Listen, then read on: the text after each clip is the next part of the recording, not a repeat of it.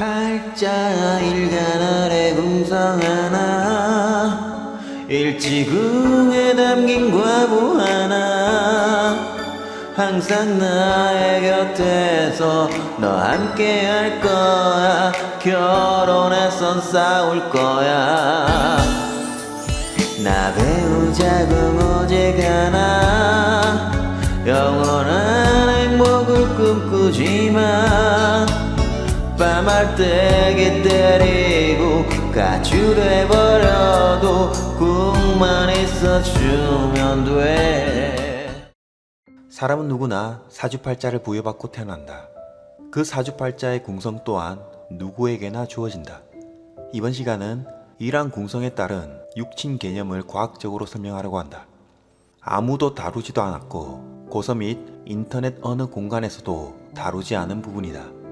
당연히 양자역학이라는 개념이 나온 지 얼마 되지 않았으니 우선 대부분 아시다시피 연주는 조상궁이자 전생 무의식의 공간, 보이지 않는 큰 무대, 내가 살고 있는 동네를 포함한 큰 동네, 국가, 세계, 태양계, 우주 등을 나타내는 간접적 공간의 개념이다. 월주는 부모궁, 형제궁이자 사회에서 본인이 점하고 있는 시공간이다. 자신이 태어나서 죽을 때까지의 환경이고 현생을 만들어가는 공간이다. 의식되어지는 시공간이고 자라온 환경이 된다. 일주는 현재 지금 이 영상을 보는 해당 시점이 된다. 지금의 공간과 시간 그리고 흘러가고 있는 시간적 개념을 나타낸다. 일지는 나와 함께하는 배우자 궁이 된다. 맨날 지지고 볶고 싸우고 뺨할 때 때렸는데 약하게 때려서 좀 약하다 후회하면 다음엔 세게 때려야지 마음을 다지는 그러한 대부분의 사람들이 가장 시공간을 많이 가져가는 배우자궁이다. 시주는 자식궁이자 미래에 대한 시공간을 마련해준다는 막연히 생각하게 하는 공간이다.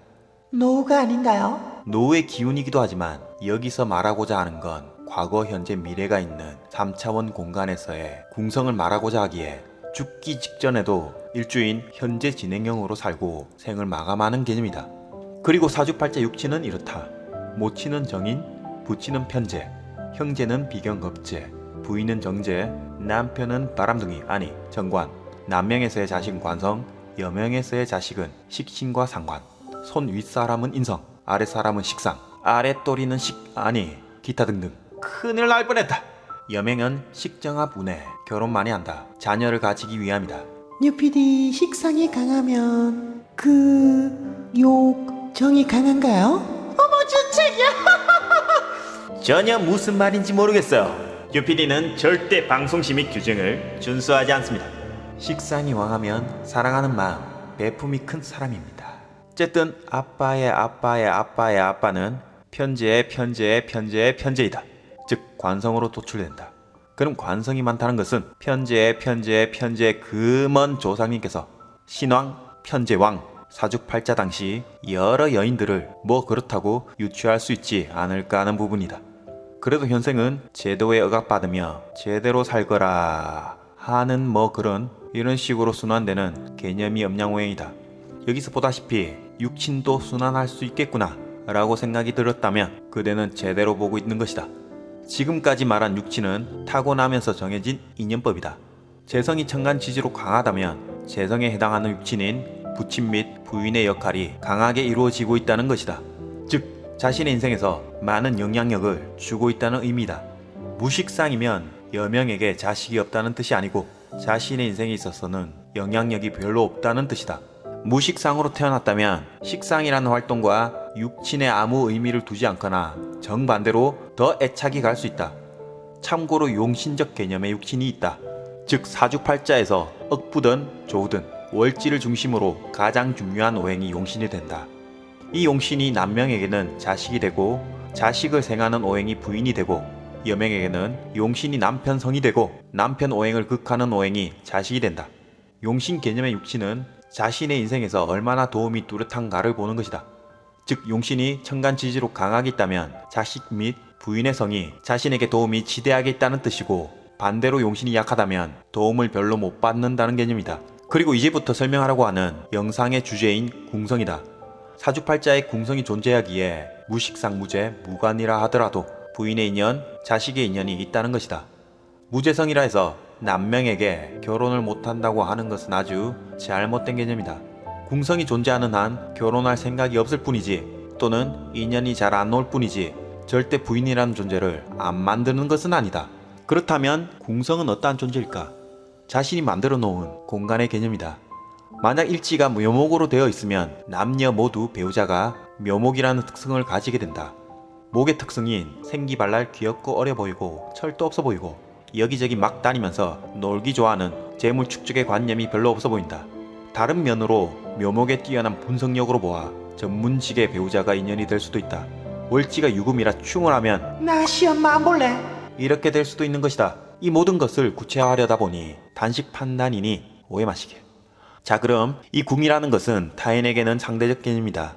즉 어느 누구든 본인과 결혼하면 이러한 현상으로 발현된다는 것이다.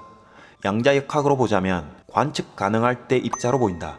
관측 불가능하면 입자의 개념에서 파동으로 바뀌어 버린다.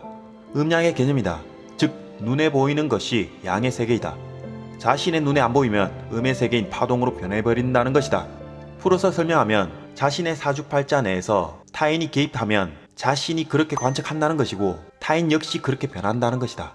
관측 가능한 범위 내에선 어느 여자든 자신의 배우자가 되면 묘목으로 변한다는 것이다. 자신이 관측하고 있지 않을 때 배우자는 묘목이 아닌 것이 되고 관측 가능할 때 묘목의 특성으로 바뀌어버린다. 배우자는 사회에선 자신만의 월지를 쓰며 격을 쓰며 살아갈 것이다. 하지만 집으로 오면 남편을 보게 된다.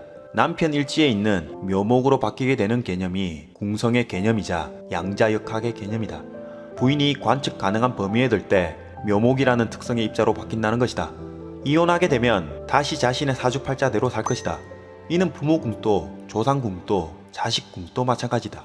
4차원에서 보는 3차원은 적어도 하나의 우주 내에선 정해진 역사와도 같다. 하지만 5차원이 개입되기에 여러 우주가 발생하는 것이다.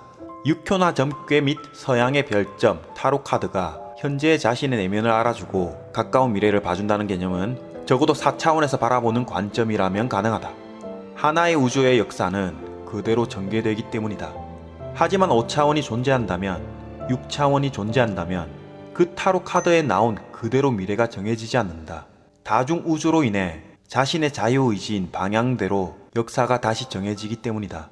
유명한 박도사님은 적어도 4차원에서 바라보는 현재 3차원 역사를 꿰뚫고 있는 분이다.